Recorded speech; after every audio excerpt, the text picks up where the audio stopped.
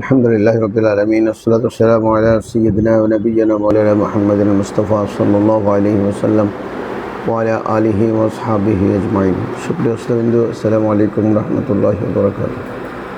শুরু করছি আপনাদের জনপ্রিয় অনুষ্ঠান জিজ্ঞাসা। আশা করি যেখানে আছেন ভালো আছেন। আপনাদের জন্য নিবেদিত এই অনুষ্ঠানে আমরা 1 ঘন্টা আপনাদের সঙ্গে থাকবো। আপনি আপনার পছন্দের প্রশ্নটি আমাদের সিসটিভি ভিডিও পেজে স্যান্ডবক্সে গিয়ে লিখে আমাদের কাছে কমেন্ট বক্সে গিয়ে লিখে সেন্ড করলেই এটা আমাদের স্ক্রিনে স্থাপিত হবে এবং সেটা দেখে আমি আপনাদের সাথে কথা বলতে পারবো বা আপনার প্রশ্নের জবাব দেওয়ার চেষ্টা করব। সুপ্রিয় শ্রোতাবৃন্দ, যে আমরা অনুষ্ঠানটি সবসময় আপনাদের জন্য নিবেদন করে থাকি। আপনারা যারা অনেকে আমাদেরকে বলেছেন জুমাবারে আমরা কিছুটা ব্যস্ত থাকি, বাজার সদাই করতে হয়। আসলে কোনো না কোনো সময় কারো না কারণ অসুবিধা হয়, কিন্তু আন্তরিকতা এবং মহব্বত সেই অসুবিধাকে বাধাগ্রস্ত করতে পারে না। কারণ আপনি যখন কোনো কিছু জানতে চাইবেন বা আমাদের অনুষ্ঠানটাকে প্রাণবন্ত করতে চাইবেন, নিশ্চয়ই আমি জুমাবারে 1 ঘন্টার সময় আপনি আপনার কাছ থেকে বের করে নেবেন এবং সেই সময় আপনি আমাদের সঙ্গে থাকবেন।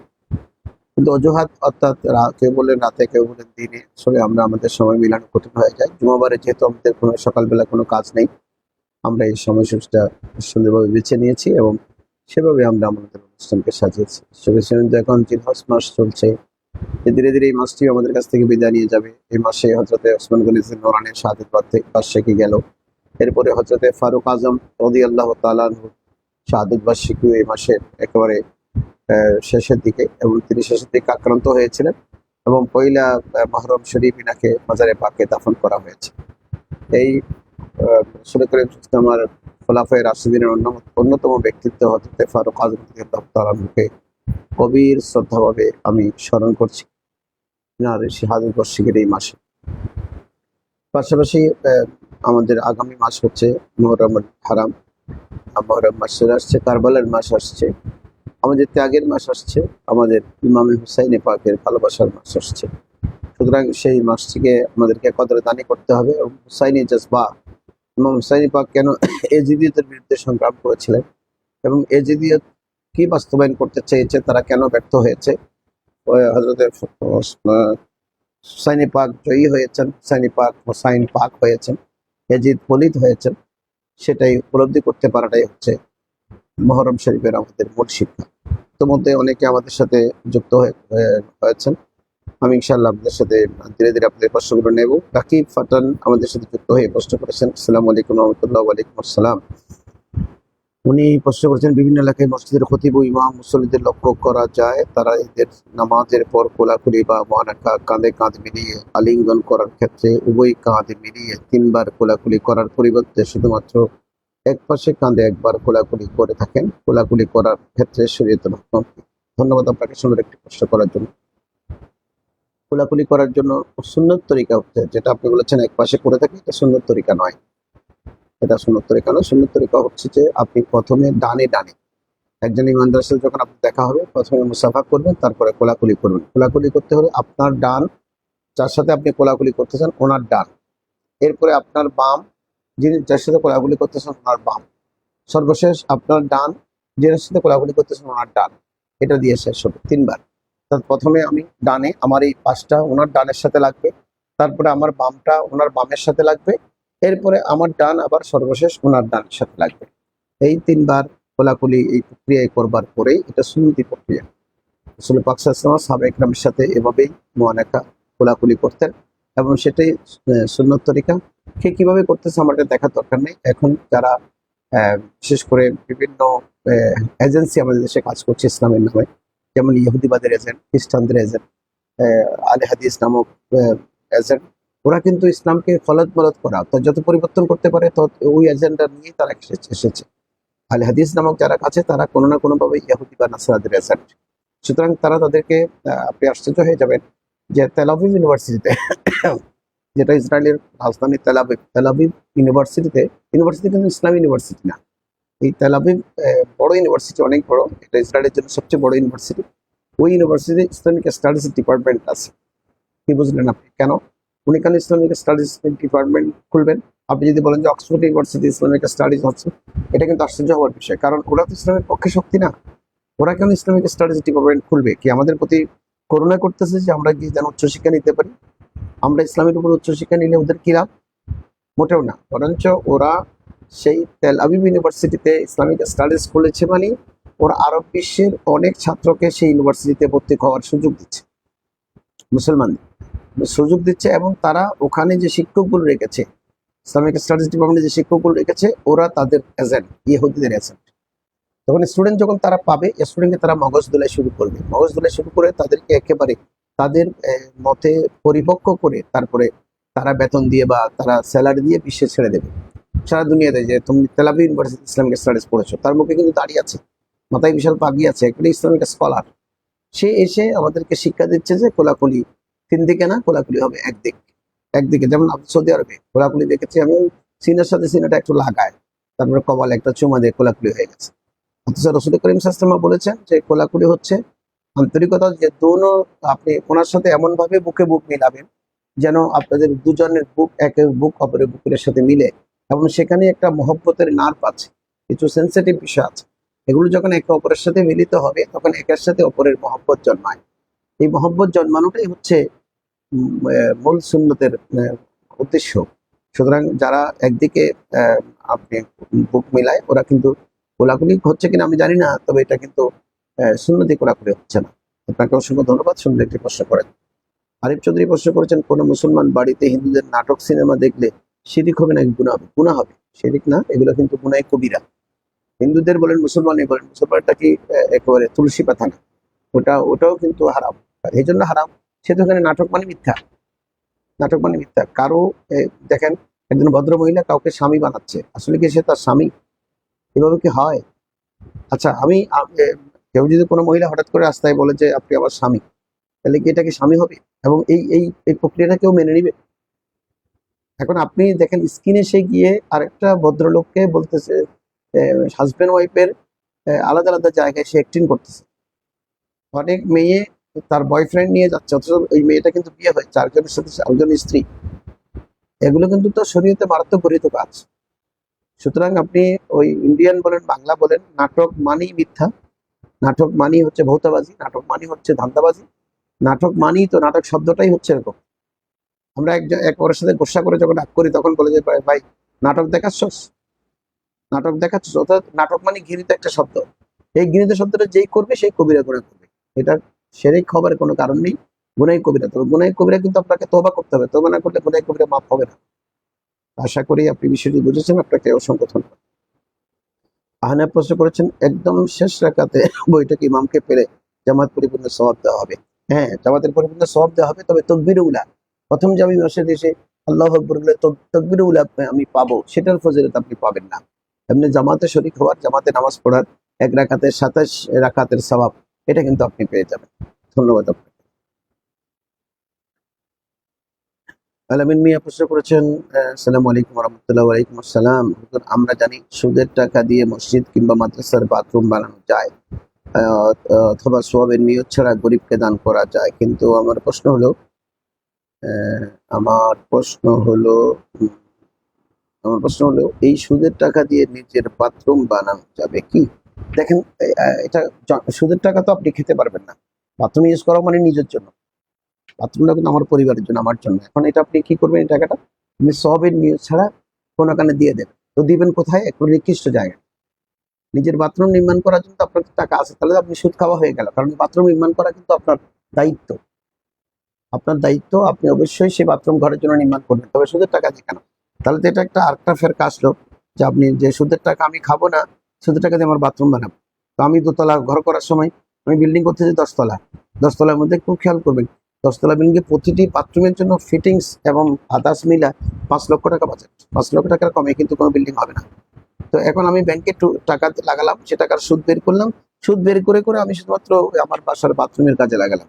তো আপনি যদি একটা 10 তলা বিল্ডিং এ 3টা করে বাথরুম থাকে, তাহলে 330টা, 30টা বাথরুমে 5 লাখ টাকা করে, 1.5 কোটি টাকা, তার 1.5 কোটি টাকা তো আপনি সুদের টাকা লাগাই দিন। এই সমস্ত চতুর আমি চলবে না। এটা হচ্ছে যে এই টাকাটা ঘৃণিত, এই টাকা যদি আপনার থেকে বের করে দেন, বের করে দিতে আপনি খেতে পারবেন না, লাগাতে পারবেন না, ব্যবহার করতে পারবেন না। অর্থাৎ আপনি জামা কাপড় কিনতে পারবেন না, এই টাকা দিয়ে আপনি আত্মীয় স্বজনের বাড়িতে কিছু নিতে পারবেন না, আপনার পারপাসে আপনি কোনো পারপাসে খরচ করতে পারবেন না। এখন কি বলেছে, টাকাটা কি করবো আমি? টাকাটা কি ফেলে দেবো? তো টাকাটা আপনি কি করবেন, টাকাটা সওয়াবের নিয়ত ছাড়া ব্যাংক থেকে উঠাবেন, উঠায় কোনো গরিব দুঃখীকে দিয়ে দেবেন। তাদের কাছে আপনি জনপ্রিয়তা পাবেন, তারা আপনাকে দানবীর হিসেবে সম্মান করবে, এটা পাবেন। পরকালে কিছু পাবেন না।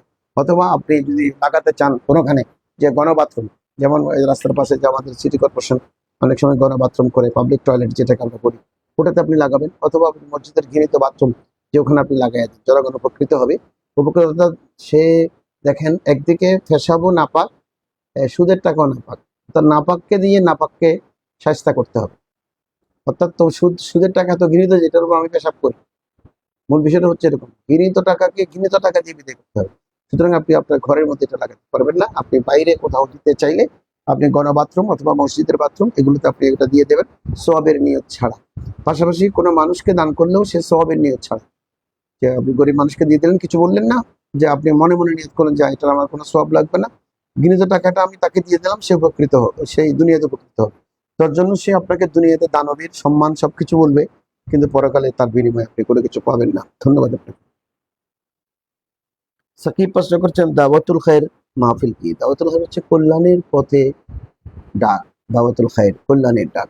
যেখানে আমাদের সাবেক হুজুর কেবলা, সে দাওয়াতুল খায়ের আমাদেরকে উপহার দিয়েছেন। গোসে কমিটির ভাইরা তো আমরা লাখ লাখ ভাই আছি, কিন্তু থাকবার পর দেখা যাচ্ছে আমাদের তেমন কর্মসূচি নাই। আমাদের কর্মসূচি হচ্ছে যে খতমে গোসে শরীফ পড়া। আমাদের কর্মসূচি বিভিন্নখানে হয়তো আমরা ভলেন্টারি কাজ করা, যেমন এই যে মানুষ মারা গেল, তো সব ভাই তো কিন্তু এগুলো জানেও না, বোঝেও না। অর্থাৎ কেউ একজন মৈয়তকে কিভাবে গোসল দেওয়াতে হবে, কিভাবে কাফন করাতে হবে, অনেক ভাই জানে না। তখন আমাদের বীর বাঙ্গাল চিন্তা করলেন, এই বাংলার লাখ লাখ আশেকগুলোকে কাজে লাগাতে হবে। অর্থাৎ তাদেরকে আমি প্রশিক্ষণের মাধ্যমে, প্রশিক্ষণ ছাড়া কিন্তু কোনো জনগোষ্ঠী কখনো শক্তিশালী হয়ে ওঠে না। প্রশিক্ষণ সবখানে লাগবে। আপনি যত বড় বিসিএস অফিসার, এসপিএস অফিসার, আপনি জয়েন করার সাথে সাথে আপনাকে 3 মাস 3 মাসের একটা ট্রেনিং এ নিয়ে যাবে। অর্থাৎ আপনাকে ট্রেন আপ করে তারা শক্তিশালী করবে। তো গৌসিয়াতের এই সৈনিকগুলোকে ট্রেন আপ করে শক্তিশালী করার জন্য সাবের হুজুর কেবলা কি দিয়েছেন, আমাদেরকে দাওয়াতুল খায়ের দিয়েছেন। তো এই দাওয়াতুল খায়ের এটা হচ্ছে কল্যাণের প্রতি মানুষকে ডাকা, সুন্দরের পথে ডাকা, সবচেয়ে উত্তম কাজের প্রতি মানুষকে ডাকা। সুতরাং উত্তম কাজে আপনি মানুষকে ডাকবেন। ওখানে ডাকার পরে তারা যখন আসবে, তাদেরকে আপনি উত্তম কথাগুলো শিখাবেন, সূরা কেরাত বিশুদ্ধ করে দেবেন, মাসলা মাসাইল শিখিয়ে দেবেন। তার শারীরিক, মানসিক, মা বাবা কিভাবে ইজ্জত করতে হবে, শরীর কিভাবে ঠিক রাখতে হবে, সবগুলো কিন্তু এখানে প্রশিক্ষণে আসবে। কাজ করবেন, ঘুম কখন যেতে হবে, ঘুম থেকে কখন উঠতে হবে, কাজে কখন যেতে হবে, না কাজ কখন ছাড়তে হবে, নামাজের সময় কাজ ছাড়বো নাকি নামাজ পড়বো, এই সব বিষয়ে তাকে পরিপক্ক করে একজন ইনসানে কামেল মজবুত মানুষ যেন সে হয়ে যায়। তার জন্য আমাদের এই দাওয়াতুল খায়রের প্রোগ্রাম। তবে এটাকে যদি আমরা ফলপ্রসূ করতে না পারি, তাহলে কিন্তু আমরা ব্যর্থ হয়ে যাব। কারণ সাবের হুজুর কেবলা এক মহান চিন্তা চেতনা নিয়ে জিনিসটা আমাদেরকে দিয়েছেন। তো আমাদের গোসিয়া কমিটির ভাইদের এখন প্রধান কর্মসূচি হবে দাওয়াতুল খায়রের মাধ্যমে এলাকার জনগোষ্ঠীকে শিক্ষিত করে তোলা, এবং ইসলামী মাসলা মাসাইল, নামাজ কিভাবে পড়বে, রোজা কিভাবে রাখবে, হজ কিভাবে করবে, জাকাত কিভাবে দিবে, গরু কিভাবে জবে করবে, কোরবানি কখন করবে, কোরবানি গোশত কাকে দেবে, সব বিষয়ে প্রশিক্ষিত একটা জনগোষ্ঠী সৃষ্টি করা। আপনি যখন প্রশিক্ষিত জনগোষ্ঠী হয়ে যাবেন, আপনার সাথে বাতিল ফেরকা বা দুশ্মন কেউ পারবে না। আকীদা কি জিনিস সেটা আপনি দাওয়াতুল খায়রের মাধ্যমে আপনাকে শিখিয়ে দিতে হবে। আশা করি বিষয়টি আপনি বুঝেছেন। আপনাকে অনেক ধন্যবাদ। আর প্রশ্ন করেছেন, হস্তমৈথুন কি কবিরা গুনাহ নাকি সগীরা গুনাহ? কবিরা গুনাহ, মস্ত বড় অপরাধ। এটা কিন্তু আপনার একদিকে গুনাহ করতেছেন শরীয়ত বিধি লঙ্ঘন করার কারণে, আর একদিকে আপনার শরীরকে শেষ করে দিচ্ছেন। যারা হস্তমৈথুন করবে তারা স্ত্রীর কাছে যখন বিয়ে করবে, অর্থাৎ আপনি 20 বছরে হস্তমৈথুন করেছেন, আপনি 25 বছরে গিয়ে বিয়ে করেছেন, বিয়ে করার পরে কিন্তু আপনি স্ত্রীর কাছে দুর্বল হয়ে যাবেন, স্ত্রীর কাছে আপনার শক্তিশালী পুরুষ থাকবেন না। কারণ এই হস্তমৈথুন মানুষকে একেবারে ধ্বংস করে দেয়, তিলে তিলে দিলে আপনার শরীর শেষ করে দেবে। সুতরাং এটা গুনাহ কবিরা, সগীরা না। সগীরার এখানে কোনো কারবার নেই। কবিরা গুনাহের জন্য আপনাকে অবশ্যই তওবা করতে হবে, এবং তওবা করে আপনাকে তওবায়ে নসুহা করে রুজাত করতে হবে। এটা কখনো এই কাজ করা যাবে না। আপনার হস্তমৈথুনের যদি করতে হয়, তাহলে আপনার দরকার হচ্ছে এখন দ্রুত বিয়ে করা। দ্রুত বিয়ে করা অর্থাৎ আপনি যেভাবে আসানের সাথে বিয়ে করা। আসান মানে কি, আমরা বিয়েকে জটিল করে ফেলি। 20 বছর সামনে দিতে হবে, আমি কোথায় 20 লাখ টাকা কাবিন দিতে হবে, 20 লাখ টাকা কোথায়? এটা আপনি কাবিন দেবেন এখন 2 লাখ টাকা, 2 লাখ টাকা কাবিন দিয়ে কোনো সন্তান চান্দি হবে না। একজন গরিবের ভালো মেয়েকে আপনি ঘরে তুলে নিয়ে আসবেন, তখন আপনার হস্তমৈথুন করা লাগবে না। আপনার নিজের চরিত্র ঠিক থাকবে, নিজে ঠিক থাকবেন, এবং সেটা ইবাদতে পরিণত হবে। আশা করি বিষয়টি আপনি বুঝেছেন। আপনাকে অসংখ্য ধন্যবাদ। আসিফুর রহমান প্রশ্ন করেছেন, কোন কবিরা গুনাহ অথবা সগীরা গুনাহ করে ফেললে গুনাহ মাফের জন্য রোজা রেখে মাপ চাওয়া যাবে? দেখেন, গুনাহ মাফের জন্য হচ্ছে তওবা, তো আল্লাহর কাছে একেবারে মিনতির সাথে তওবা করা, আস্তাগফিরুল্লাহ রাব্বি মিন কুল্লি যামবিন, আল্লাহ আমি তোমার কাছে সব গুনাহ থেকে তওবা করতেছি, সব গুনাহ থেকে মাফি চাইতেছি, পানা চাইতেছি। তো অতীতে যা গুনাহ আপনি করেছেন তার জন্য আল্লাহর কাছে তওবায়ে নসুহা করবেন যে আল্লাহ এরপরে এই গুনাহটি আমি আর কোনোদিন করব না, অন্য কোনো গুনাহ আমি আর কখনো করব না, তুমি আমাকে মাফ করো। তখন রব তাআলা দয়া করলে আপনি মাফ পেয়ে যাবেন। তবে এই গুনাহ বারংবার করা যাবে না। রোজা রাখা কিন্তু আলাদা বিষয়। রোজা কিন্তু আপনার গুনার কাফফারা হবে কিভাবে? যে আপনি যত গুনাহ করেছেন, গুনাহ এখন স্টপ করে দিয়ে তার নেকির মাত্রা বাড়াতে হবে।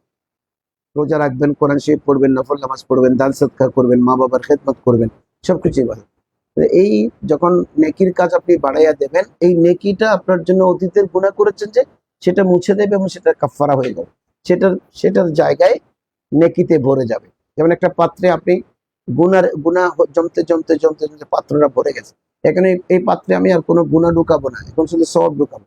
সওয়াব ঢুকাবার পরে আল্লাহ গুনাহগুলো বের করে দেবে, তো গুনাহ মাফ হয়ে যাবে, আপনার সওয়াবের পাল্লা ভারী হয়ে যাবে। এই জন্য যিনি গুনাহ করেন এনার উচিত বেশি করে ইবাদত করা এবং আল্লাহর কাছে তওবা করে মাফ চাওয়া, তাহলে এটার জন্য রিকভারি হয়ে যাবে। ধন্যবাদ। উম, মাহমুদ চৌধুরী প্রশ্ন করেছেন, বর্তমান সময়ে ফুটবল বিশ্বকাপ দেখা, জার্সি পড়া, এগুলো অনেকে বলে ইমান চলে যেতে পারে, এটা নিয়ে কি কি করা উচিত? যেমন ইমান যাওয়া এটা একটা বিষয়। ইমান হচ্ছে যে আপনি ভ্রান্ত আকীদা পোষণ করার সাথে আল্লাহ সম্পর্কে, রসুল সম্পর্কে আপনি যখন ভ্রান্ত আকীদা পোষণ করবেন আপনার ইমান চলে যাবে। ফুটবল দেখলে ইমান চলে যাবে, এত কঠিন কথা না বলে আমি এরকম বলবো যে ফুটবল দেখলে বিনা প্রয়োজনে এই খেলা দেখা কিন্তু একটা বেফজুল কাজ, এটা গুনাহ, বেফজুল কাজ, বিনা কি দরকার আছে এটা দেখার?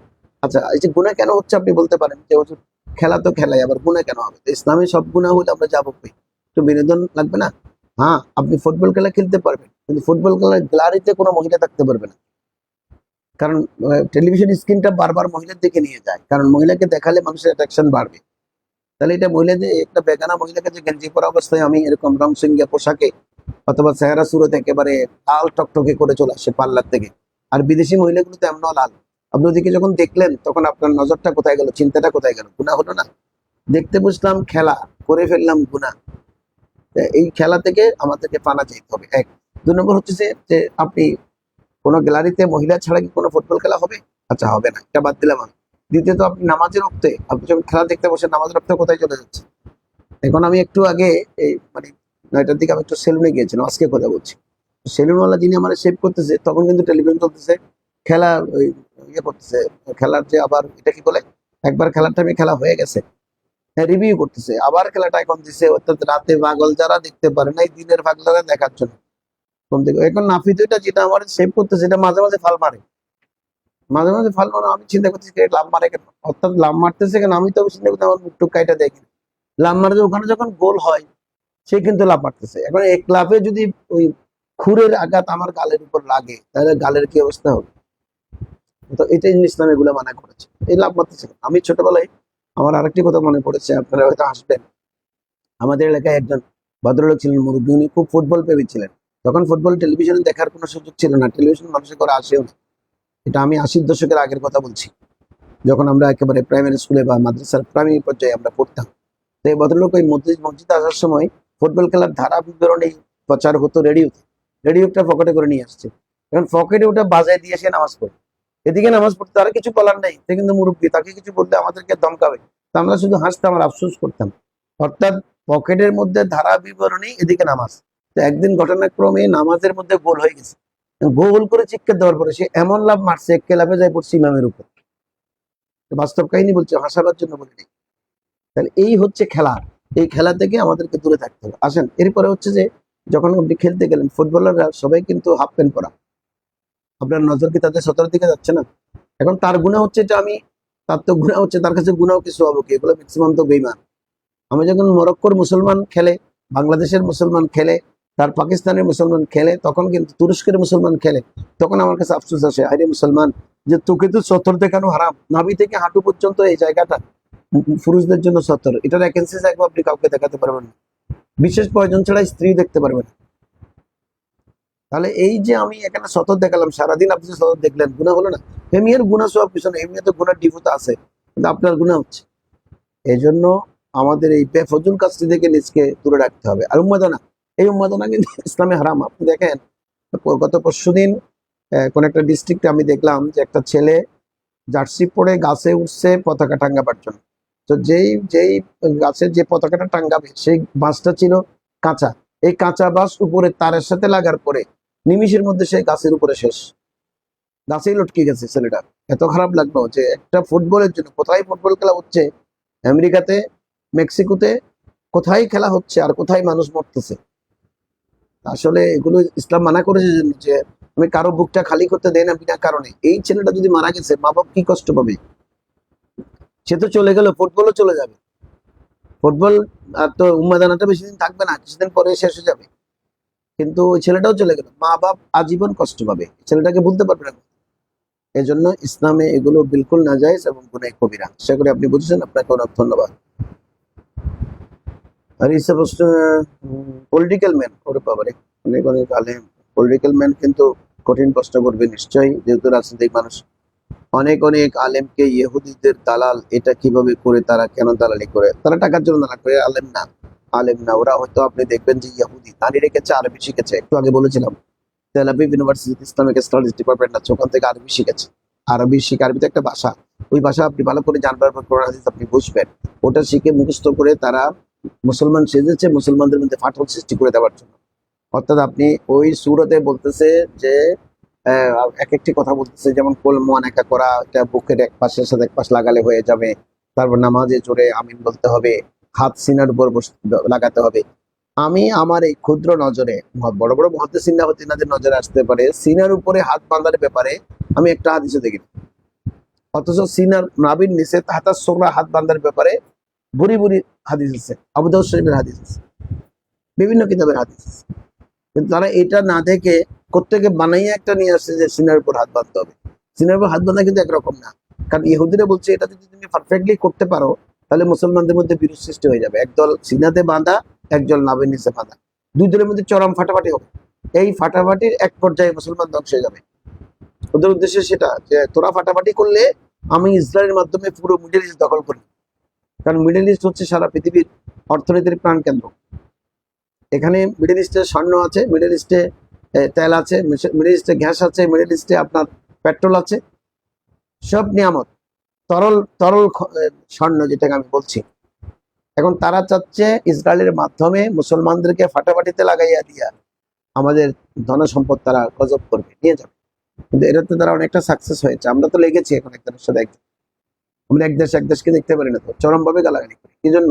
ওই তারা এক মতাদর্শের, আমরা এক মতাদর্শের, এটা তারা সাকসেস, আমরা কিন্তু ফেল করেছি। এটাই উদ্দেশ্য। দালালি যারা করতেছে, ওরা দালালি করতেছে টাকার বিনিময়ে। আর টাকা এটা এমন একটা জিনিস, এটাতে কিন্তু আপনার হিতাহিত জ্ঞান থাকে না। তারা টাকা কেমন লাখ লাখ ডলার দিচ্ছে, লাখ লাখ ডলার, যে আপনার কি লাগবে। আর কিন্তু মনে রাখবেন যে যারা ইসরায়েলের দালালি করবে তাদের জন্য বিশ্বের বহু দেশের ভিসা ওপেন। কোথায় তোমার ছেলে কোথায় পড়বে বলো, যে তোমার ছেলে তুমি বলো যে আমার ছেলে আমেরিকা পড়বে, ঠিক আছে নিয়ে আসো, আমি ভিসা লাগাই দিচ্ছি। তো আপনার ছেলেটা যখন আমেরিকাতে ভিসা পেয়ে যায়, তখন কিন্তু আপনি ইহুদির দালাল হয়ে যাচ্ছেন ধীরে ধীরে। বলে যে বাদ দেয়, এত কিছু করে কি লাভ। বহুত বছর মসজিদে নামাজ পড়েছে, আমাদের ইমাম সাহেবকে মহব্বত করেছি, ইমাম সাহেব আমার ছেলেটার বদরাটা পাঠাতে পারেন, চিটং থেকে ঢাকাও পাঠাইতে পারেন। এরা তো এক কেঠেলাই ছেলের আমেরিকা পাঠাইতেছে। এই জন্য সবসময় মনে রাখবেন যে এগুলো আপনাকে চিন্তা করতে হবে যে ইহুদিদের দালালি কেন করতেছে। সুতরাং এই দালালদেরকে নিজেকে দূরে থাকতে হবে, অথবা সমাজকে দূরে রাখতে হবে, নইলে কিন্তু আপনার সবকিছু লন্ডভন্ড হয়ে যাবে। আর ইসা প্রশ্ন করেছেন 30 বছর আগে নেওয়া ঋণ বর্তমানের সময়ে কোনো হিসাব অনুযায়ী পরিশোধ করতে হবে, মূল টাকার পরিমাণ অনুযায়ী, নাকি বর্তমান বাজার মূল্য বা মুদ্রাস্ফীতি বিবেচনায়? সুদের দৃষ্টিতে এই বিষয়ে সঠিক বিধান। ঋণটা কি আপনি কি নিয়েছেন? লোনটা কি কারো থেকে কর্জা হাসানা নিয়েছেন? কর্জা হাসানা, কর্জা হাসানা হচ্ছে যে সুদবিহীন। আমার বড় ভাই থেকে আমি বলেছি, বড় ভাই, ভাইজান আমার 20,000 টাকা লাগবে, আপনি আমার 20,000 টাকা দেন। 20,000 টাকা দিচ্ছি আমি 10 বছর আগে। এখন এতদিন পরে এসে 20,000 টাকা আমি ফেরত দিচ্ছি। ফেরত দিতে গেলে আপনি এখন বলেছেন কি আমি 20,000 টাকার বর্তমান মুদ্রাস্ফীতির কারণে যে পর্যায়ে গিয়েছে সেটা দেবেন, নাকি আপনি ওই যে 20,000 টাকার সাথে মুদ্রাস্ফীতির কারণে টাকা সমন্বয় করবেন, নাকি মূল 20,000 টাকাই দিয়ে দেবেন? এটাই প্রশ্ন না? ঠিক আছে, কিন্তু সুদ ভিত্তিকের কথা আমি বলবো না। সুদ ভিত্তিক তো আপনাকে ছাড়বে না। ব্যাংক থেকে আপনি 20,000 টাকা 20 বছর আগে লোন নিয়েছেন, সে সুদ খাইতে খাইতে খাইতে খাইতে কত 20,000 খাইতে লোনের থেকে। আপনাদের জনমের মতো শিক্ষা দিয়ে দেবে, তার জন্য ব্যাংকের দরজা দিয়ে না আসেন, বা কোনো ঋণ দানকারী সংস্থার এনজিওর কাছেও যেন আপনি না যান, এমন শিক্ষা দিয়ে দিবে। এখন কর্জা হাসানা, দেখেন কর্জা হাসানা একজন মানুষকে দেয় উপকৃত করার জন্য। যেমন মেয়ের বিয়ে, আমি বললাম যে ভাই ঠিক আছে 50,000 টাকা নিয়ে যাও, তুমি তোমার মেয়ের ব্যবস্থা করে দাও, তুমি এটা আমার যখন পারো দিও, যখন পারো দিও, এই কথা যদি থাকে তাহলে আপনি যখন পারবেন, অর্থাৎ 20 বছর পরে আর মুদ্রাস্ফীতির সাথে আপনাকে সমন্বয় করতে হবে না, আপনি ওনাকে ওই টাকা দিয়ে দেবেন। আর উনি যদি অ্যাকসেপ্ট করে, উনি বলে যে অসুবিধা নেই, আপনাকে তো আমি সোয়াবের জন্য দিয়েছি, সুতরাং আপনি আমাকে বাড়তি 1 টাকাও দিতে হবে, ওটা দিয়ে দেন। দেখেন সোয়াবটা কি পরিমাণ, সোয়াবটা হচ্ছে যে এই পরিমাণ যে যাকে আপনি কর্জা হাসানা দিয়েছেন 50,000 টাকা, এই 50,000 টাকা যতদিন সে আপনাকে ফেরত দেবে না, ততদিন প্রত্যেক দিন 50,000 টাকা সদকা করার সম পরিমাণ সওয়াব আপনার আমল নামায় যুক্ত হবে প্রত্যেক দিন। দেখেন আমরা কি প্রতিদিন 50,000 টাকা সদকা করতে পারবো? 5 টাকা 10 টাকা দিতে তো কলিজা কাঁপে। কিন্তু এখন আপনি পাচ্ছেন অটো সওয়াব পাচ্ছেন, প্রতিদিন 50,000 টাকা দান করার সওয়াব পেয়ে যাচ্ছেন, যেহেতু আপনি একজন মানুষের দুঃখ দুর্দশা আপনি লাঘব করেছেন, তাকে আপনি সুযোগ করে দিয়েছেন যে তার সমস্যার সমাধান করবার জন্য টাকাটা আপনি দিয়েছেন। সুতরাং আপনি যদি তার কাছে বর্ধিত টাকা দাবি না করেন, এটা আপনার জন্য অনেক বেশি সওয়াবের বিষয় হবে। আর মুদ্রাস্ফীতির সাথে সমন্বয় করা মানে কিন্তু সুদ, সমন্বয় করা সুদ। এ যদি এখন গ্যাঞ্জাম বাজায় দেয় যে না আমি এখন 20,000 নেবো না, তাহলে তো এটার সওয়াবের জন্য আপনাকে লোন দেওয়া হবে। আরে ভাই 20,000 দিয়েছি, এই 20,000 নেন, বাকিটুকু আল্লাহর হলা, আপনি কাজে এসেছে সেটা হলো বড় কথা। এরকম তো আমাদের অনেক ঘটনা আছে। যেমন আমার কাছে আমার আপনজন এরকম কিছু টাকা পাবে, তো তাকে জিজ্ঞেস করেছি ভাই টাকাটা তো আপনি দিয়েছেন 10 বছর আগে, কি অবস্থা এখন, আপনি যদি ফেরত দিতে পারেন? বলে যে যখন পারেন তখন ফেরত দেবেন। তাহলে তুমি আমাকে বাড়তি পয়সা দাবি করেননি, যখন পারেন তখন দেবেন, কোনো চিন্তা করবেন না, দোয়া করবেন আল্লাহ যেন আমি এরকম সহযোগিতার হাত সবসময় মানুষের মধ্যে বাড়াতে পারি। এখন সে প্রত্যেকদিন আমাকে সেই পরিমাণ টাকা সদকা করলে যে স্বভাব সেটা পাচ্ছে। সুতরাং আপনি মুদ্রাস্ফীতির কারণে সমন্বয় করার কোনো দরকার নেই, এটা সমন্বয় করতে গেলেই কিন্তু সুদ হবে। সুতরাং আপনি তাকে ওই টাকা দেবেন, উনি যদি আপনাকে সোয়াবের নিয়ত টাকা রিসিভ করে, ওনার জন্য সোয়াবের বিশাল ভান্ডার, মুদ্রাস্ফীতি উল্টো সে সোয়াবের প্রচুর সোয়াব তার অ্যাকাউন্টে জমা হতে থাকবে। ধন্যবাদ আপনাকে সুন্দর একটি প্রশ্ন করার জন্য। আহমেদ কায়েস প্রশ্ন করেছেন যে আসসালামু আলাইকুম রহমতুল্লাহ। ওয়ালাইকুম আসসালাম। কোন মুসল্লি যদি জামাতে 1 রাকাত নামাজ না পায়, তাহলে তিনি ওই রাকাত পূরণ করার জন্য ইমাম সাহেব দ্বিতীয় সালাম ফেরানোর সাথে সাথে দাঁড়াবে, নাকি দ্বিতীয় সালাম শেষ হবার পর দাঁড়াবে? ডানে সালাম ফিরাইয়া বামে ফেরাবার সাথে উনি দাঁড়িয়ে যাবেন। ডানেরটা শেষ করেছেন, বামেরটা শুরু করেছেন, ওই সময় দাঁড়াবে, আগেও না পরেও না। অনেকে দেখেছি আরো 2-3 মিনিট পরে দাঁড়ায়, অর্থাৎ এখানে ফিসফাস করে কি যেন পড়ে, কারিয়ানা করে আর কি। কারিয়ানা করলে কিন্তু এভাবে ওই কারিয়ানাতে নামাজ শেষ যাবে। 3 তসবিহ পরিমাণ যদি ইমামের সাথে আপনার গ্যাপ হয়ে যায়, তাহলে আপনি জামাত থেকে খারিজ হয়ে যাবেন। যখনই আপনি ডানে সালাম ফিরাবে ইমাম সাহেব, বামে ফিরানো শুরু করার সময় উনি উঠে যাবে এবং ওনার বাকি রাকাত সুন্দর করে পূর্ণ করে উনি আবার নামাজ শেষ করবেন। ধন্যবাদ আপনাকে। মোহাম্মদ জসিম উদ্দিন প্রশ্ন করেছেন আসসালামু আলাইকুম রহমতুল্লাহ। ওয়ালাইকুম আসসালাম। হুজুর কেমন আছেন? আলহামদুলিল্লাহ। গোসল ফরজ হওয়ার পাশাপাশি শরীরের মধ্যে যা কাপড় চোপড় থাকে সবই কি নাপাক হয়ে যায়? না, যেখানে স্পেসিফিক ময়লা লেগেছে, যেই কাপড়ে নাপাকি লেগেছে যেখানে, জন্য গোসলের আগে নিয়ম হচ্ছে কাপড়ের কোনো জায়গায় নাপাকি লেগলে আগে সেটা ধুয়ে নেওয়া। কারণ এটা যদি আপনি ধুয়ে না নেন, ওই কাপড়ের মাধ্যমে আপনার পুরো শরীরে বা পুরো কাপড়ে নাপাকটা ছড়িয়ে যাবে। সুতরাং পুরো কাপড় নাপাক যখন আপনি ভেজাবেন, ভেজালে কিন্তু পুরো কাপড়ে এটা ছড়িয়ে পড়বে, তখন ভালো করে ওয়াশ করতে হবে। ভালো করে ওয়াশ না করলে কাপড় পবিত্র হবে না। সুতরাং এই জন্য নিয়ম হচ্ছে গোসলে যাওয়ার আগে, গোসলে যাওয়ার সাথে সাথে স্পেসিফিক কোনো জায়গায় নাপাকি পড়েছে, যেমন আপনার স্বপ্নদোষ হয়েছে, স্বপ্নদোষের সময় দেখা যাচ্ছে যে একটা জায়গা আপনি এটা শক্ত হয়ে আছে, এটাতে নাপাকি লেগেছে, তখন এই জায়গাটা আগে, এই কাপড়ের জায়গার অংশ যখন আপনি ভালো করে ওয়াশরুমে আপনি ধুয়ে নেবেন, ধুয়ে নিয়ে যখন আপনি গোসল করবেন, এই লুঙ্গি থেকে আর কোনো নাপাক অন্যদিকে ছড়াতে পারবে না। অনেকে বালতিতে ভিজাই দিই, বালতি ভিজাই দিলেও ঠিক আছে, কিন্তু অন্য কাপড় থাকলে একসাথে ভিজাতে পারবেন না, এটা আলাদা করে ভিজাইতে হবে। অন্য কাপড়ের সাথে ভিজাইয়া দিলে কিন্তু এই নাপাকিটা অন্য কাপড়ের মধ্যে চলে যাবে। তখন ধোয়ার সময় প্রত্যেকটা কাপড় ভালো করে ধুইতে হবে, শুধু এমনি করে চুবাইয়া নিয়ে আসলে হবে না। এই জন্য খেয়াল রাখবেন, স্পেসিফিক কোন নাপাকি যদি কাপড়ে লেগে থাকে এটা আপনি ধুয়ে দেবেন, ধুয়ে পরিষ্কার করবেন। পুরো কাপড়টা ভালো করে পরিষ্কার করতে হবে, পরিষ্কার করলে কিন্তু আর নাপাক কোথাও থাকবে না। আর যদি আপনি তাই সারা গুছিয়ে পরিষ্কার করে যান, তাহলে কিন্তু ওই নাপাকিটা সারা কাপড়ে কিন্তু ছড়িয়ে পড়ে। ধন্যবাদ আপনাকে। মোহাম্মদ রনি প্রশ্ন করেছেন বেনামাজের ঈমান থাকে না, এই কথাটি কতটুকু সত্য? যে ব্যক্তি অলসতা বা গাফিলতির কারণে নামাজ পড়ে না, সেই দৃষ্টিতে তার ঈমান ও অবস্থান সম্পর্কে সঠিক ব্যাখ্যা। ধন্যবাদ আপনাকে। যেমন বেনামাজি মানে ঈমান থাকে না, মানে ঈমান থাকে, ইমান পরিপূর্ণভাবে তার মধ্যে আস্থা দাঁড়ে না। কারণ ইমান থাকলে তো কেউ নামাজ ছাড়বে না। আমি তো আল্লাহর সাথে ওয়াদা দিয়েছি, ইমান নামে কি ইলাহা ইল্লাল্লাহ মুহাম্মাদুর রাসূলুল্লাহ, অর্থাৎ আল্লাহ ছাড়া কোনো মাবুদ নাই। এর মানে যে মাবুদ নাই মানার সাথে সাথে ওনার সমস্ত হুকুম মানি না। আমি বলতেছি যে আমার আব্বার মতো মানুষ নেই, আব্বা খুব ভালো, কিন্তু আব্বার কোনো কথা আপনি মানেন না। আব্বা আব্বা ভালো হলে তো আপনি কথা মানতেন, তাহলে ভালো কিসের? আব্বা ভালো না, ভালো হলে তো কথাগুলো আপনি অক্ষর অক্ষরে পালন করতেন। এমনি আমার আব্বা ভালো, টাকা দেয় সেই হিসেবে, কিন্তু আব্বার কোনো হুকুম মানবেন না, সেটা মানে আপনি আব্বার ভালো ছেলে নয়। আপনি বন্দা বটে, কিন্তু আপনি নেক বন্দা নয়। এজন্য আপনি যখনই আল্লাহর ঈমান আনবেন, তখনই কিন্তু আপনাকে আল্লাহর সমস্ত হুকুম মেনে নিতে হবে। মুহাম্মাদুর রাসূলুল্লাহ, হযরতে মুহাম্মদ রাসূলুল্লাহ সাল্লাল্লাহু আলাইহি ওয়াসাল্লাম আল্লাহর রাসূল। এর মানে এই যে রাসূল করিম সাল্লাল্লাহু আলাইহি ওয়াসাল্লামের দেয়া মা আতাকুমুর রাসূলু ফাখুযুহু ওয়া মা নাহাকুম আনহু ফান্তাহু, অর্থাৎ রাসূল যা নিয়ে এসেছেন তা অ্যাকসেপ্ট করো, যা বর্জন করতে বলেছেন তা বর্জন করো। এটা গ্রহণ করার নাম হচ্ছে ঈমান। সুতরাং ঈমান আপনি এনেছেন, কবিরা গুনাহ করতেছেন, তখন ঈমান হালকা হয়ে যায়, ঈমান চলে যায় না, হালকা হয়ে যায়। অর্থাৎ আপনার ঈমানের লুৎফ যা সবকিছু হালকা, যে কোনো সময় চলে যেতেও পারে। অর্থাৎ আপনাকে আর কেউ সুরক্ষা করবে না। এজন্য আপনাকে ঈমান আনার সাথে সাথে ৫ ওয়াক্ত নামাজ পড়তে হবে। ৫ ওয়াক্ত নামাজ যিনি পড়েন না, ঈমান আছে, তবে তিনি ফাসেক হয়ে যান। ফাসেক, ইনার কোনো রাজসাক্ষী, ইসলামী হুকুমতে কোনো সাক্ষী অ্যাকসেপ্টেবল নয়, যেহেতু তিনি নামাজ পড়েন না। সুতরাং আমাদের সকলকে কিন্তু নামাজ পড়তে হবে। নামাজ না পড়লে ঈমান যাবে না, তবে ঈমান দুর্বল হয়ে যাবে। ধন্যবাদ। আরবি আশরাফুদ্দিন বর্তমানে শিয়া উচ্চকোষীয়রা সিফিনের যুদ্ধ নিয়ে সবার মধ্যে বিরোধ সৃষ্টি করে। তারা বোঝাতে চায় যে সিফিনের যুদ্ধে হযরতে আমিরে মুয়াবিয়া রাদিয়াল্লাহু তাআলা আনহু বাতিল ছিল এবং মৌলা আলী রাদিয়াল্লাহু তাআলা আনহু হক ছিল। এই বিষয়ে বিস্তারিত আলোচনা করলে উপকৃত হবে। ধন্যবাদ আপনাকে। দেখেন, সিফিনের যুদ্ধ যেটা হয়েছে, এটা হচ্ছে দুই সাহাবীর মধ্যে ভুল বোঝাবুঝি হয়েছে। ভুল বোঝাবুঝিটা কিন্তু সবসময় মনে রাখবেন, যারা মুজাদ্দিদ, যারা যারা ইসলামের জন্য রাহবার, যারা এদের ভুল বোঝাবুঝিটাও কিন্তু আমাদের জন্য একটা মহা নিয়ামত। এখন আপনি বলতে পারেন যে হুজুর, যারা মুজাদ্দিদ, যারা সংস্কারক, যারা ইসলামের জন্য ইসলামের বিধিবিধান সম্পর্কে কর্ণধার, তাদের ভুল বোঝাবুঝি আমাদের জন্য কিভাবে নিয়ামত?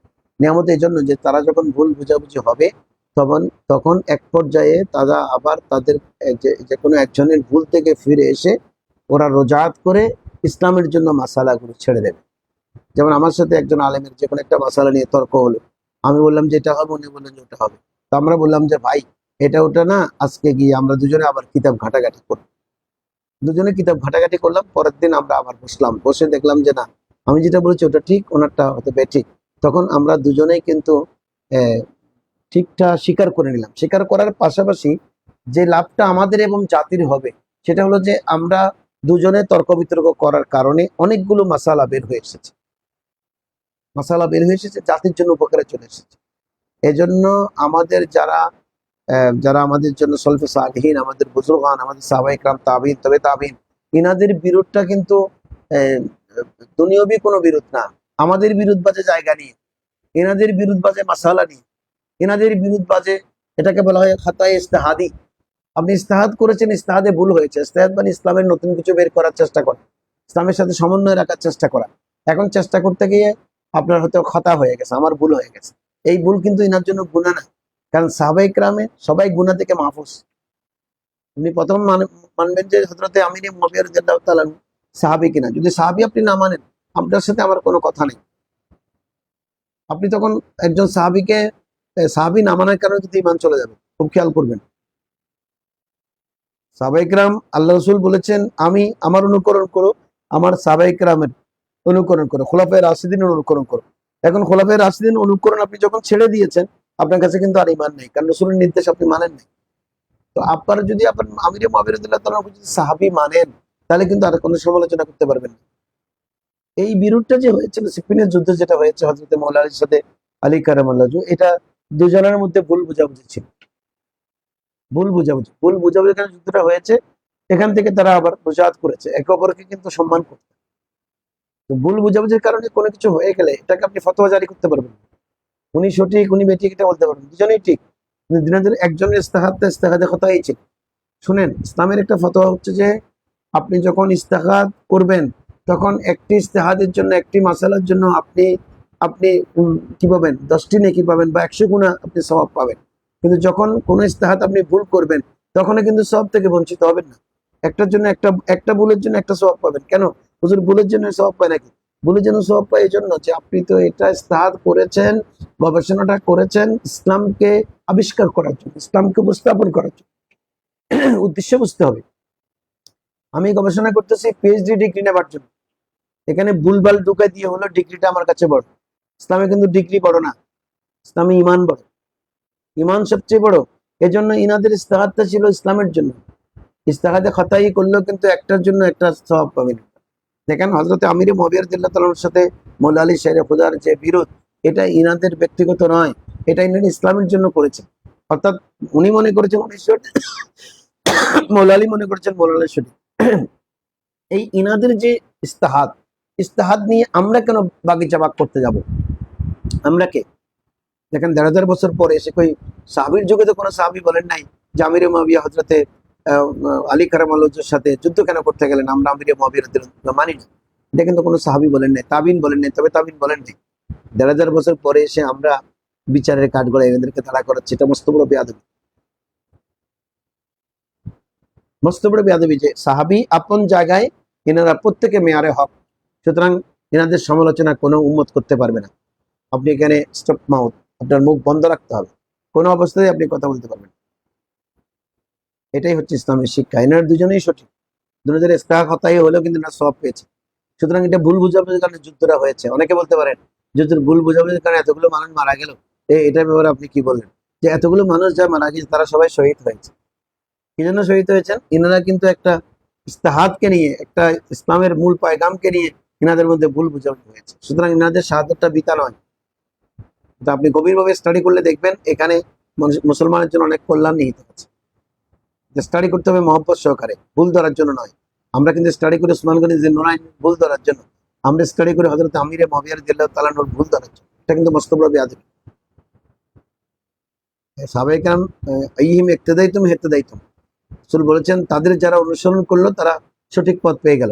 তো যাদের অনুসরণ করলে সঠিক পথ পাওয়া যায়, এরা কিন্তু সমালোচনার ঊর্ধ্বে, এরা সমালোচনার ঊর্ধ্বে, এরা কিন্তু শরীয়তের জন্য এরা বরহক, শরীয়তের মেয়ার, এরা এদের যে কোনো নির্দেশনা মানা উম্মতে মুহাম্মদের জন্য ওয়াজিব। আশা করি আপনি বুঝেছেন। আপনাকে অসংখ্য ধন্যবাদ। মোহাম্মদ শিমন হোসেন প্রশ্ন করেছেন, আসসালামু আলাইকুম ওয়া রাহমাতুল্লাহি ওয়া বারাকাতুহু, কেমন আছেন? আলহামদুলিল্লাহ ভালো আছি হুজুর। আমার একটা প্রশ্ন। জি, আপনার প্রশ্নটা আগে দেখে নেই। যে একজন ব্যবসায়ী, আমি আর একজন ব্যবসায়ীকে ১,২০,০০০ না ১২,০০০ টাকা দিয়েছিলাম ১৫০ লিটার ডিজেলের জন্য। তখন প্রতি লিটার ডিজেলের দাম ছিল ৮০ টাকা। ওই ব্যবসায়ী আমাকে ২ মাস হয়েছিল কোনো ডিজেল দেয় নাই। তারপর হঠাৎ করে ডিজেলের দাম প্রতি লিটার ৪০ টাকা বৃদ্ধি পেয়ে যায়। এখন উনি আমাকে ডিজেল দিচ্ছে না, টাকা ফেরত দিচ্ছে। এখন আমি বর্তমান যে রেট অথবা ১২০ টাকা রেট, এই ১৫০ লিটার টাকা নিয়ে ফেলি, তাহলে শুধু হবে না, আপনি বেশি নিতে পারবেন না। দেখুন আপনার সাথে চুক্তি কি হয়েছে? আপনি ডিজেল নেবার জন্য তাকে টাকা দিয়েছেন, কখন নেবেন, কোন সময় আপনাকে দেবে, কোনো কথা হয়েছে?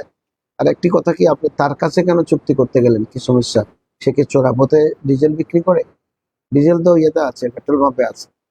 আপনি তার থেকে ১২০ লিটার কেন নিতে গেলেন? অর্থাৎ এটা কি ব্যবসায়ী যে আপনাকে খুচরা মূল্যেও বিক্রি করবে? কথাটা ক্লিয়ার না? অর্থাৎ আপনি খোলা বাজারে বিক্রি করার জন্য তার থেকে পাইকারি কিনতেছেন ১২০ টাকা দমে, তার থেকে টাকা দিয়েছেন তাকে। তো যখন টাকা দিয়েছেন ১২০ টাকা দাম ছিল, তখন তিনি আপনাকে ডিজেলটা দিলেন না কেন? সাথে সাথে দিলেন না কেন? আপনি ২ মাস দেরি করলেন কেন? তাহলে বোঝা গেল আপনার সাথে এখানে কোনো ডাল মে কুছ কালা হয়। নিশ্চয়ই আপনার সাথে কোনো কথা হয়েছে কিনা আমি জানি না, যে আমি চোরা পথে যখন পাবো তখন আপনাকে দেবো না, ২ মাস পর কেন? আচ্ছা যাক, এখন ২ মাস পরে যখন গেল, তখন দেখা গেল কোনো কারণে সে আর তেল দিতে পারতেছে না, তাহলে দাম ৪০ টাকা বেড়ে গেছে, অথবা সে যেখান থেকে চাল দেবে বলেছে ওখানে তেল আসা বন্ধ হয়ে গেছে। দেখেন এই মুহূর্তে আপনি তার উপর যদি আরো ৪০ টাকা বাড়াইয়া দেন যে আমাকে তেল দিতেই হবে, তুমি কথা বলেছো, সে এখন কোথেকে দিবে, কিভাবে দিবে? সে তো আপনার সাথে যখন চুক্তি করেছিল তখন তেল দর একরকম ছিল, এখন সে সঙ্গত কারণে আপনাকে দিতে পারে না, কারণটা দেখতে হবে। এখন বেড়ে গেছে, তখন আপনি সে টাকা ফেরত দিতে চায়, এই টাকাটা আপনি ফেরত নিয়ে নেবেন, বাড়তি কোনো টাকা ফেরত নেবেন না, নিয়ে নেবেন। এই জন্য সে দিতে পারে না, কিন্তু আপনার সাথে বিক্রি করে না। সে যদি এমন করতো যে না, আমি তোমার টাকাই দেবো না, আমি তোমাকে ডিজেল দেওয়ার কোনো কথা ছিল না, এরকম কোনো লিখিত চুক্তি আমাদের মধ্যে হয়নি, এটা না করে যে লোকটা আপনাকে টাকাটা ফেরত দিতে চাচ্ছে, সেটাই তো একটা বড় কল্যাণ। আপনি তার থেকে কেন বেশি টাকা দাবি করবেন? সেই সঙ্গত কারণে দিতে পারেন, এখন কিভাবে দিবেন? ৪০ টাকা বাড়তি দামে সে ডিজেল কিনে আপনাকে দিয়ে সে ভর্তুকি দেবে, ক্ষতি করতে হবে। আপনার সাথে যদি চুক্তি হয় যে টাকা দিয়ে দিলাম, আপনি 2 মাসের মধ্যে আমাকে তেল দেবেন, তখন আপনি তেল চাই, সে কতদিন নিচে ব্যবসায় লস হতে পারে না? তার ব্যবসায় লস হয়েছে, সমস্যা কি? সবসময় লাভ করবেন এটা কি কথা? আপনি আমাকে লসে তেল দিয়ে দেবেন, এটা হচ্ছে কমিটমেন্ট। কমিটমেন্ট আপনাকে রক্ষা করতে হবে, এটা হচ্ছে ইসলামের শিক্ষা। সে আপনাকে টাকা দেবে, তার বাড়তি টাকা ফেরত দেবে না, ওটা না। টাকা বরাবর ঠিক আছে, আপনি বলুন আমাকে তেল দিয়ে দেন, তখন সে লোকসানে তেল কিনে আপনাকে দিয়ে দেবে। সেবার আপনার ব্যবসায়, ওনার ব্যবসায় লস হলো। ব্যবসা তো লাভ এবং লসের মাধ্যমে ব্যবসা, সবসময় লাভ করবো এটা ব্যবসা না, এটা সুদ। সব সারা বছর লাভ। আপনি যে টাকাটা এফডিআর করে ব্যাংকে রেখেছেন, সে সারা বছর শুধু লাভ পাচ্ছে, যে কোনোদিন ক্ষতি হয়নি, এটাই সুদ। কিন্তু ব্যবসা করলে মাঝে মাঝে ক্ষতি হবে, মাঝে মাঝে লস যাবে, আপনাকে মেনে নিতে হবে। সবসময় লাভ করবেন এটা হবে না। সুতরাং তেল আপনি দিয়ে দেবেন, কমিটমেন্ট যদি হয়ে থাকে দিয়ে দেবেন। যিনি দিয়েছেন তিনি ক্ষতিগ্রস্ত হবেন, ব্যবসায় লস যাবে, আবার ব্যবসায় লাভ করবেন। তবে কোনো চতুরামি, কোনো সিন্ডিকেট, কোনো চোরাই পথ, এগুলো কিন্তু মারাত্মক। এটা ওনার জন্য মারাত্মক, আপনার জন্য মারাত্মক। এই পথগুলো কখনো বেছে নেবেন না। ধন্যবাদ। অ্যাডভার্টিসমেন্ট থেকে প্রশ্ন করেছেন, বয়স 21, অনার্স প্রথম বর্ষে পড়ি, বিয়ে করা খুবই প্রয়োজন মনে হচ্ছে, কিন্তু আর্থিক সামর্থ্য নেই। তাহলে রোজা রাখবেন। আর্থিক সামর্থ্য না থাকলে সপ্তাহে 2-1টা করে রোজা রাখবেন। আপনার শাহওয়াতে নফসানি আস্তে আস্তে দমে যাবে, মেয়েদের প্রতি যে আকর্ষণ সেটা কমে যাবে। যখন সামর্থ্যবান হবেন তখন আপনি বিয়ে করবেন। ধন্যবাদ। আরবি আশরাফ উদ্দিন প্রশ্ন করেছেন, আওলাদ রসুল সাল্লাল্লাহু আলাইহি ওয়াসাল্লাম হযরত আলী রাদিয়াল্লাহু তাআলা, ইমাম হাসান, ইমাম হুসাইন নামের শেষে আলাইহিস সালাম বলা যাবে কিনা? এটা নিয়ে অনেক বিতর্ক আছে, আমাদের সুন্নি উলামায়ে কেরামের মধ্যে মতানৈক্য আছে। কেউ বলেছেন আলাইহিস সালাম বলা যাবে, আবার কেউ বলেছেন যে আলাইহিস সালাম শুধু নবীদের জন্য খাস। তো নবীদের জন্য খাস হলে আমরা তো উম্মুল মুমিনিনদের আলাইহিস সালাম বলি, প্রশ্নে কিন্তু শেষ নাই। যেমন হযরতে হাজর আলাইহিস সালাম, তো হযরতে ইব্রাহিম আলাইহিস সালামের বিবি সাহাবা ছিলেন, ইসমাইল জবিহুল্লাহর মা জননী ছিলেন, তাই হাজর আলাইহিস সালাম বলছে। এজন্য অনেক বুজুর্গ কথা বলেছেন যে ফিতনা এড়াবার জন্য কোন নবী বা সাহাবী, নবী ছাড়া কোনো সাহাবী সাহাবিয়াত বা কোনো ওলি বুজুর্গর নামে আলাইহিস সালাম বলবে না, তারা রাদিয়াল্লাহু তাআলা আনহু বলবে বা রাদিয়াল্লাহু তাআলা আনহা বলবে। এই এই এই কথা অনেক সুন্নি উলামায়ে কেরাম ফতোয়া আকারে পেশ করেছেন। আর অনেকে বলেছেন না, আলে বাইতুর রাসূল হাসান করিম এবং মা ফাতেমা, ইনাদের ব্যাপারে আলাইহিস সালাম বলতে হবে। আসলে শব্দের মধ্যে তেমন কোনো সমস্যা নেই। আলাইহিস সালাম মানে আপনার উপরে সালাম বর্ষিত হোক। আর রাদিয়াল্লাহু তাআলা আনহুর অর্থ হচ্ছে যে আল্লাহ আপনার উপর রাজি হোক।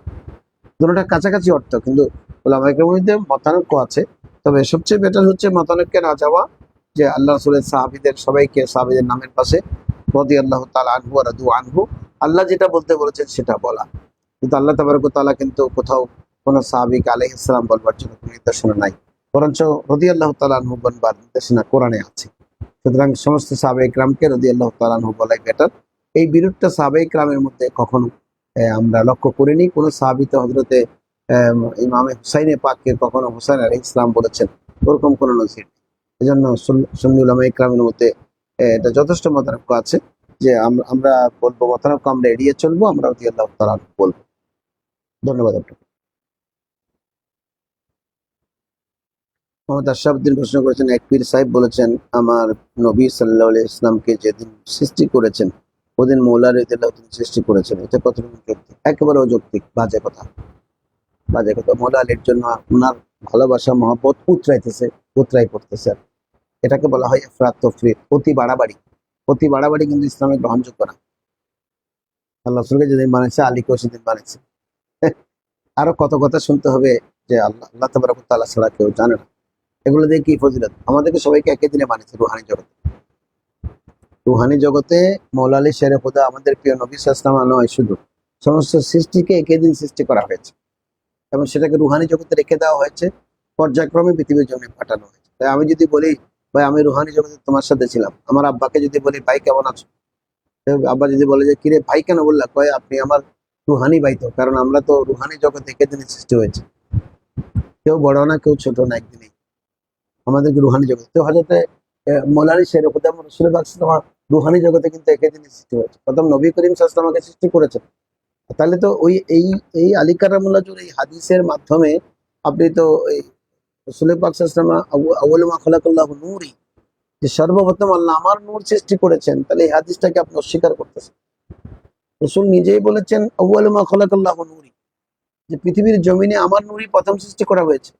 তো তাহলে আলী কারামাল্লাহ হুজুর কথা কোত্থেকে আসলো? উনি তো রসুল তো বলেন নাই যে আমাকে সৃষ্টি করবার পরে আলী কারামাল্লাহ হুজুরকে সৃষ্টি করা হয়েছে। এটা তো রসুল বলেন, আপনি বানিয়ে ফেললেন, আপনার মহব্বত তুলে দিচ্ছে। এই মহব্বত কিন্তু সবসময়ের জন্য বিপজ্জনক। অতি মহব্বত সবসময়ের জন্য বিপজ্জনক, মনে রাখবেন। আপনি আপনাকে স্ত্রীকে অতি মহব্বত করেন, স্ত্রী আপনার জন্য বিপজ্জনক। বলুন আমার স্বামী তো আমার একে অতি মহব্বত, এই ঘর বিক্রি করে দিলেও আমাকে কিছু বলবে না। আপনার ছেলেকে যদি আপনি অতি মহব্বত করেন, ছেলেকে আপনি নষ্ট করে দেবেন। মহব্বত অন্তরে থাকবে, বাইরে কিন্তু আপনি সমতা বজায় রাখবেন।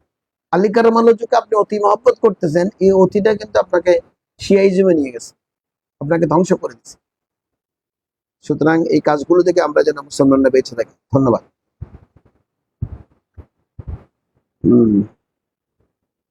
হাফেজ আব্দুল লতিফ চাটগামি আমাদের ফটিকছড়ি থেকে আমাদের সাথে যুক্ত হয়েছেন, ধন্যবাদ। উনি একজন বড় আলেম, তারপরে মাঝে মধ্যে আমাদের সাথে যুক্ত হন আমাদেরকে উৎসাহিত করবার জন্য।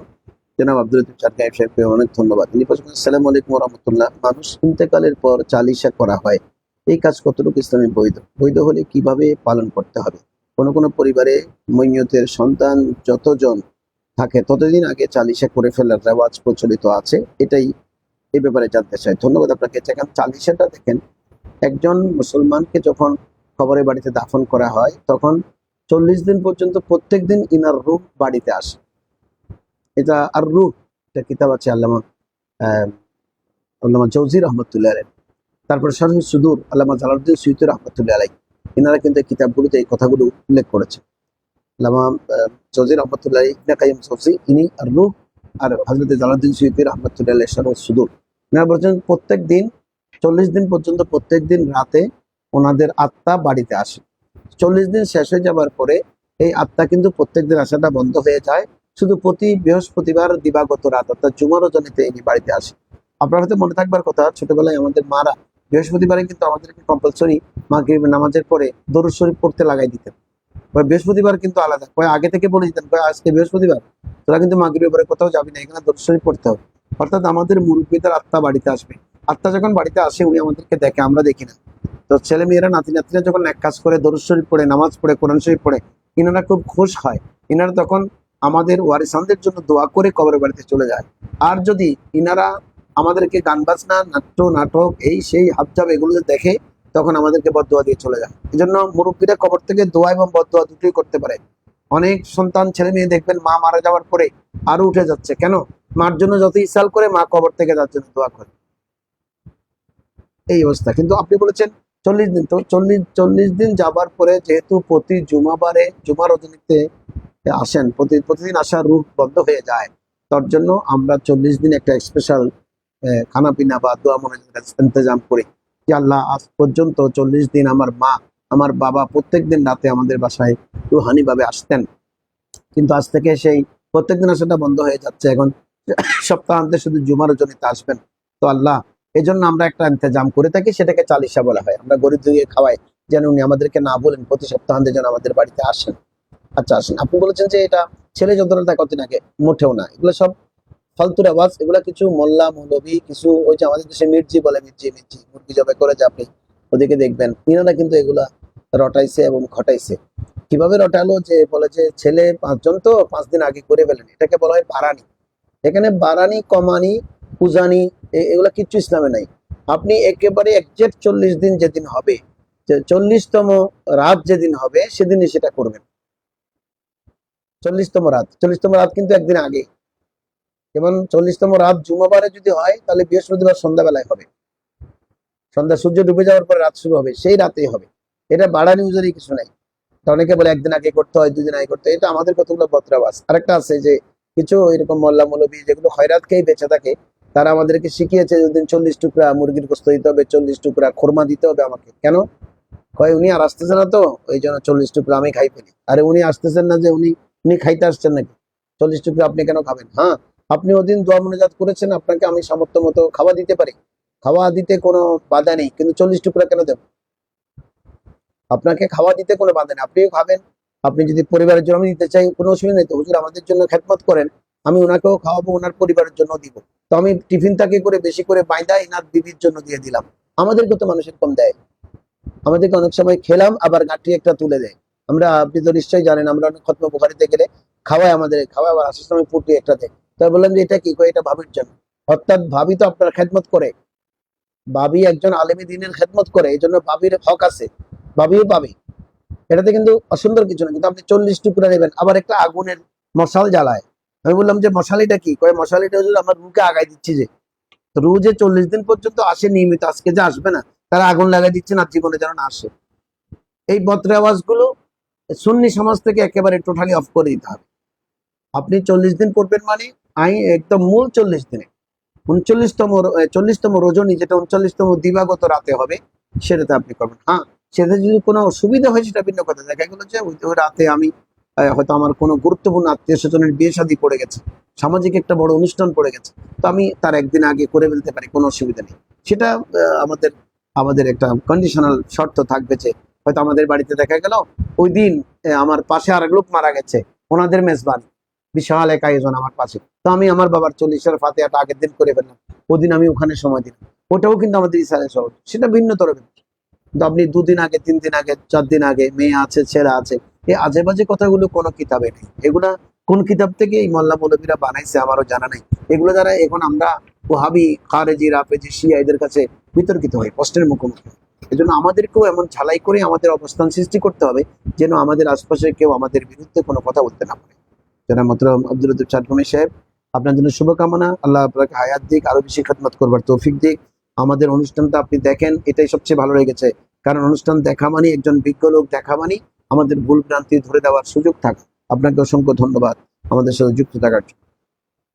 মোহাম্মদ এমনি হাস প্রশ্ন করেছেন, জুমার দিন কি মুসলমানরা সাপ্তাহিক ঈদের দিন? হ্যাঁ, মুসলমানদের জুমার দিন হচ্ছে সাপ্তাহিক ঈদের দিন। রাসূল পাক সাল্লাল্লাহু আলাইহি ওয়াসাল্লামের হাদিস আছে, এটা আমাদের জন্য সাপ্তাহিক ঈদ। তো যদি হয় তাহলে এই দিনকে রোজা রাখা নিষিদ্ধ না? রোজা রাখা নিষিদ্ধ না। ঈদ মানে এটা ঈদে মাজাজি, ঈদে শরঈ না।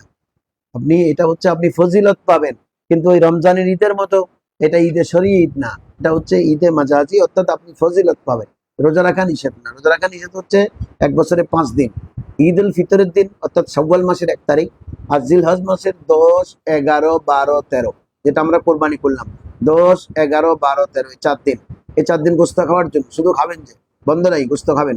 আপনার ইচ্ছা, আপনি যে 1/3 রেখে দিয়েছেন, সেই 1/3 আপনি ভালো করে 3 দিন, এই 4 দিন খাবেন। এই জন্য এই 4 দিন আমাদের মেহমানরা আসবে, আমরাও খেতে যাব, আমরাও খাবো, আত্মীয় বাড়িতে বেড়াতে যাবো। তো রাসূল বলেছেন রোজা রাখিও না, আত্মীয় বাড়িতে খাবার দাবার নিয়ে যাও, তারাও আসবে, তাদের সাথে তুমি ঈদ পালন করো, শরীয়তের ভিত্তিতে ঈদ পালন করো। আর ঈদ উল ফিতরের দিন যেদিন শাওয়াল মাসের 1 তারিখ, সেদিন রোজা রাখা হারাম। এর বাইরে আর নিষিদ্ধ কোনো দিন নাই। আপনি যে কোনো দিন, যে কোনো তারিখে আপনি রোজা রাখতে পারবেন। সুতরাং জুমাবার হচ্ছে আপনি ফজিলতের ঈদ, সেদিন শরীয়ত নয়, শরীয়ত হলে নিষিদ্ধ হতো, এটা অন্য জিনিস। এদিন আপনি রোজা রাখা নিষিদ্ধ নয়, তবে আপনি রোজা রাখতে পারবেন। আর রোজা না রাখলেও নফল রোজা, তো এটা কোনো বিষয় না। ধন্যবাদ আপনাকে আমাদের সঙ্গে দেখে প্রশ্ন করার জন্য। ইয়াসিন আরাফাত প্রশ্ন করেছেন, হাজি বড় পাজি, এ জাতীয় কথা বলে ইমান থাকবে কিনা? ইমান থাকবে, তবে হাজি সাহেবকে হ্যাকারত করার কারণে সে গুনাহগার হবে। আর হজকে যদি অস্বীকার করে, হ্যাকারতের মাধ্যমে যদি হজকে অস্বীকার করে, তাহলে ইমান চলে যাবে। ধর্মী হাজি ফাজি কে হজ করে? আপনার মতো হাজি আমি বহুত দেখছি। এই বাজে হজ হজ হজমস এগুলো আমি মানি না, ইমান চলে গেছে, ইমান চলে গেছে। আর যদি বলেন যে হাজি ফাজি মানি, একটা লোক গোসা করে, অনেক সময় এরকম হয়, দেখা যায় হজ করছে কিন্তু ফাজলামি করে বেশি, চুরি ডাকাতি কোনোটা বাদ নাই। তখন মানুষ গোসা করে বলে যে আরে হাজি তুই আসলে ফাজ, তুই কোনো হাজি নাই। এটার দ্বারা ইমানও যাবে না, গুনাহও হবে না। কারণ ওই লোক ফাজলামির কাজ করছে কেন? উনি হজ করে আসছে না, ওনাকে সেটার সুরক্ষা করতে হবে। আর যদি এমনি কোনো হাজি সাহেবকে ইচ্ছাকৃত ভাবে ঘৃণা করে, যেমন একজন আলেম, আমি কোনো দোষ করি না, আমি যাচ্ছি, বলে যে হুজুর টুজুর এগুলো আমার ভালো, হুজুর মুজুর ভালো লাগে, এইভাবে আপনি আমার হেকারত করলে কিন্তু আপনি আমাকে বেইজ্জত করার কারণে মারাত্মক গুনাহগার হবে। এটা আমার আত্মাকে আপনি কষ্ট দিয়েছেন। যতদিন আমার কাছে মাপ চাইবেন না, আপনি আপনাকে মাফ করবো না, যখন আল্লাহ মাফ করবে না। কেন? আপনি আমার আত্মাকে কষ্ট দিয়েছেন। আমি হুজুর হয়েছি, কি অপরাধ করেছি? আমি তো আল্লাহ এবং রসুলের পথে চলবার চেষ্টা করেছি। আপনি তোর জন্য আমাকে আপনি হুজুর করতে পারেন নাই, তো আমাকে গালিগালাজ করবেন। অনেকে দেখবেন যে হুজুর মুজুর, এগুলো আমি মানি টানি না, ফালতু সব। সব ভক্ত ফালতু হতে পারে না। ফালতু হাজারে একজন আছে, একজনের জন্য আপনি 1000 জনকে কষ্ট দিতে পারেন না। ধন্যবাদ আপনাকে সুন্দর প্রশ্ন করার জন্য। মোহাম্মদ জিসান প্রশ্ন করছেন, একাকি নামাজ পড়ার সময় হাফ হাতা জামা পরে নামাজ পড়লে নামাজ হবে কিনা? নামাজ হবে, তবে অধিক উত্তম হচ্ছে যে পরিপূর্ণ সুন্দর জামা পড়া, নামাজ হয় না। হাফ হাতা টি শার্ট পরলে যে নামাজ হবে না, কথা না। এই যে টি শার্ট, ওই আপনার কাছে অন্যান্য শার্ট আছে, তখন আপনি সবসময় গরমের জন্য হাল টি শার্ট পরতে যান, অন্য জামা পরে ঢেকে ঢুকে সুন্দর করে ভদ্র পোশাক পরে নামাজ পড়তে বলেছেন। এমনি মুসলমানের জন্য অলিবাসু তাকওয়া যালিকা খায়র, তাকওয়ার পোশাক পরবেন, এটা আপনার জন্য উত্তম পোশাক। তাকওয়া মানে লুজ ঢিলাঢালা, শরীরের কোনো অংশ সুন্দর করে যেন আপনাকে ভদ্র মানুষ মনে হয়, এটাই হচ্ছে। তবে টি শার্ট পরে নামাজ পড়লে নামাজ হয়ে যাবে। শহীদ রিপন প্রশ্ন করছেন, এক পীর সাহেব বলেছেন শাহাদাতে কারবালার সময় ইমাম হোসেন রাদিয়াল্লাহু আনহু উযু অবস্থায় ছিল না এবং নামাজ অবস্থায় ছিল না। এগুলো সব মিথ্যা কথা, মিথ্যা কথা। উনি উযু অবস্থায় ছিলেন, নামাজ সিজদারত অবস্থায় ছিলেন। উনি সিজদারত অবস্থায় কিন্তু এনার গর্দানের উপর চুল চলে যে গর্দানের উপরে, এবং সেই নামাজ ছিল ওনার জন্য নফল নামাজ, সেদিন জুমাবার ছিল, কিন্তু যেহেতু যুদ্ধের ময়দান, এনার জন্য জুমার নামাজ ছিল না। যুদ্ধের ময়দানে জুমা নাই, সফরের সময় জুমা নাই।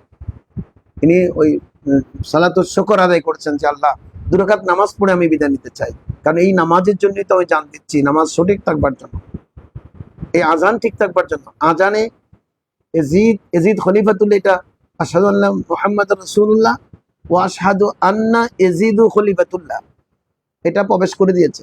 এটা রোধ করবার জন্য জিহাদ।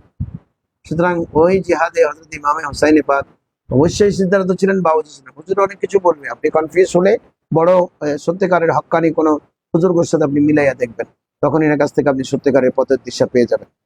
ধন্যবাদ আপনাদেরকে শুভেচ্ছাবিন্দু। আজকে অনেকে আমাদের সাথে যুক্ত হয়েছেন, অনেকে প্রশ্ন করেননি, তবে সুন্দর আলোচনা আমাদের জন্য শুভকামনা করেছেন। আপনাদের সকলকে ধন্যবাদ। আমাদের সঙ্গে থাকবেন, সিসটিভি বিডির সাথে থাকবেন। আসসালামু আলাইকুম ওয়া রাহমাতুল্লাহ।